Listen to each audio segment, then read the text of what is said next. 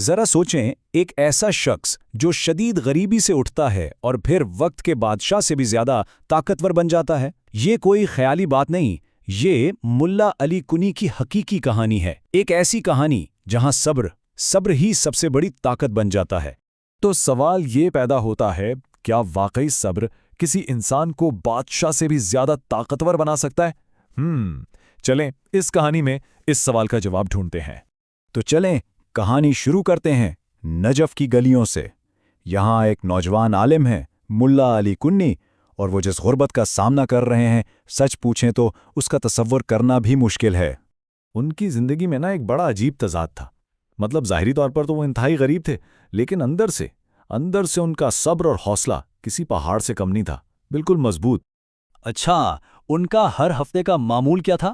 وہ مسجد سہلا جاتے، وہاں سے پھینکے ہوئے روٹی کے سوکھے ٹکڑے جمع کرتے اور پھر انہی ٹکڑوں پر پورا ایک ہفتہ گزارا کرتے تھے۔ یہ ان کی زندگی کی ایک تلخ حقیقت تھی اور ان کے صبر کا ایک بہت بڑا امتحان۔ لیکن پھر ایک ایسا واقعہ ہوا جس نے سب کچھ بدل کر رکھ دیا۔ صرف ایک خواب، اور اس خواب نے ان کی زندگی کا رخ ہی موڑ دیا۔ وہ اپنی مشکلات سے بہت تنگ آ چکے تھے، تو انہوں نے ایک روحانی سہارا ڈھونڈا۔ وہ گئے حضرت ہر کے مزار پر۔ اس وقت یہ جگہ ایک طرح سے امید کا آخری دروازہ مانی جاتی تھی۔ اور پھر وہ ہوا جس کا شاید انہیں انتظار تھا۔ ایک رات خواب میں انہیں ایک پیغام ملا، میرے آقا نے تمہیں تہران کا آقا بنا دیا ہے۔ اب یہ کوئی عام خواب نہیں تھا، یہ تو ایک پیشگوئی تھی۔ اور جانتے ہیں، اس خواب کا اثر فوراً ہی نظر آنا شروع ہو گیا۔ ایک چھوٹی سی مدد ملی اور بس وہیں سے سفر شروع ہوا۔ دیکھتے ہی دیکھتے وہ غربت سے نکل کر اثر و رسوخ کی دنیا میں قدم رکھ چکے تھے۔ اور پھر وہ تہران پہنچے۔ یہاں آ کر تو ان کی شخصیت اور علم کا جادو ہی چل گیا۔ ان کا اثر و رسوخ اتنا بڑھا کہ وقت کے بادشاہ ناصر الدین شاہ کے تخت کو چیلنج کرنے لگا۔ اب دیکھیں، تہران میں صورتحال یہ تھی کہ دو طاقتیں آمنے سامنے آ گئی تھیں۔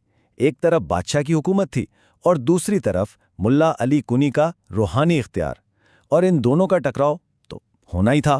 تو ان کے اختیار کا پہلا بڑا امتحان کب آیا؟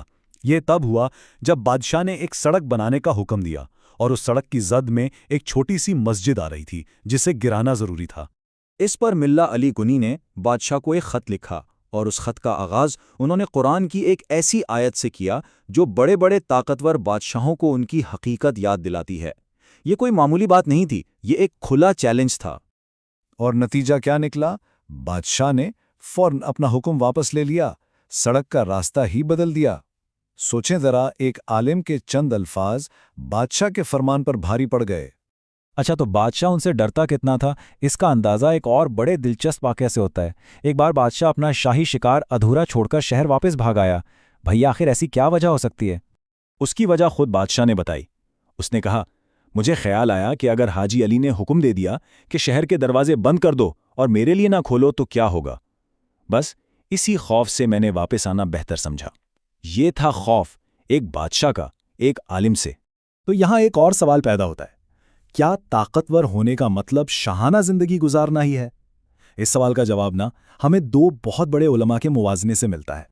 ہوا یوں کہ ناصر الدین شاہ کی بیٹی نجف گئیں اور وہاں کے سب سے بڑے عالم شیخ مرتضیٰ انصاری سے ملے، لیکن جب انہوں نے شیخ کی درویشانہ زندگی دیکھی تو وہ حیران رہ گئیں۔ وہ بہت حیران ہوئیں اور انہوں نے پوچھا، اگر ایک مذہبی رہنما ایسا ہوتا ہے تو پھر ملا علی کنی کیا کہتے ہیں؟ مطلب ان کے لیے یہ سمجھنا مشکل تھا کہ تہران میں ملا علی کنی اتنی شان و شوکت سے کیوں رہتے ہیں۔ اور یہیں ہمیں دو بالکل مختلف انداز نظر آتے ہیں۔ ایک طرف ہیں شیخ انصاری جو بالکل سادگی سے رہتے ہیں اپنے شاگردوں کے ساتھ، دوسری طرف ہے ملا علی کنی جو بادشاہوں کے سامنے ڈٹ جاتے ہیں۔ دونوں کے راستے الگ تھے کیونکہ ان دونوں کے حالات اور ذمہ داریاں بالکل مختلف تھیں۔ پھر شیخ انصاری نے جو جواب دیا وہ لیڈرشپ کے فلسفے کا خلاصہ ہے۔ انہوں نے کہا، ملا علی کنی کو اس طرح رہنے کا پورا حق ہے، اسے تمہارے والد کے سامنے ویسے ہی رہنا چاہیے، لیکن میں تو طالب علموں کے بیچ رہتا ہوں، اس لیے میری زندگی انہی کی طرح ہونی چاہیے۔ اور اس طرح پوری کہانی واپس وہیں آ کر جڑ جاتی ہے جہاں سے ہم نے شروع کی تھی۔ ملا علی کنی کی اس بے پناہ طاقت کی بنیاد کوئی خزانہ نہیں تھا، बल्कि वो शाही सब्र था जो उन्होंने शदीद गुर्बत के दिनों में सीखा था। तो आखिर में एक सवाल सबके लिए, किसी भी रहनुमा की असल ताकत का पैमाना क्या होता है? उसकी दौलत या उसके लफ्ज़ों का वज़न?